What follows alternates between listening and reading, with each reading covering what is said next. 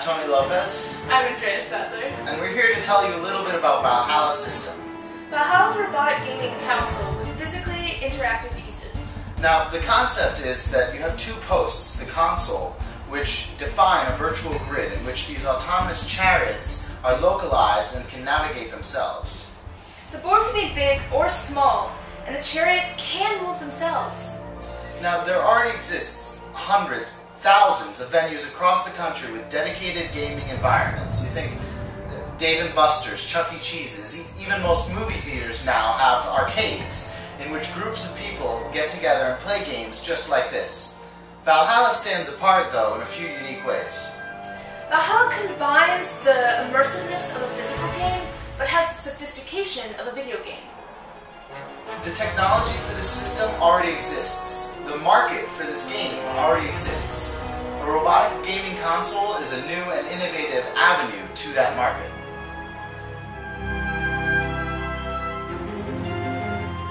So I think, like I said, I think the technology is definitely feasible. That I think similar systems have been put together in the past, and I don't think you're pushing barriers that would be impossible to set up. Machines and arcade machines. I can then tap into this market of known customers in a known venue. And how many movie theaters are there in the United States? If you get 10% of those, it's a big number. Now you've got something that's very sellable to VCs, and it's very sellable because there's a known market behind what you're doing. If you try to create a market from scratch, it's a really steep uphill battle. You may be right, but getting people trained in a brand new way of making money requires a lot of legwork on your part and a lot of backing it up.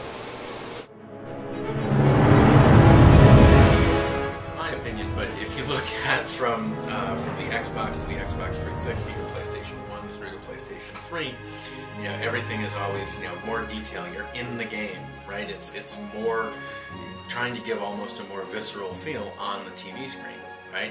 This is taking that game logic and putting it out here that you can actually play with and manipulate the game. So yeah, I think it's a really interesting direction and a positive direction in terms of how you play the game and how you interact with it. I think that's one of the strengths, that there are games. I mean, you could play chess on this, you could play checkers on this, you could play Risk on this,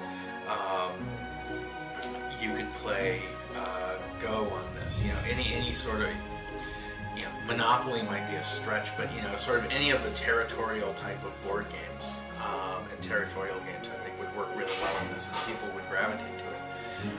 But I think also having some new games or some different sorts of games that you could play with this that would make use of the unique properties of this system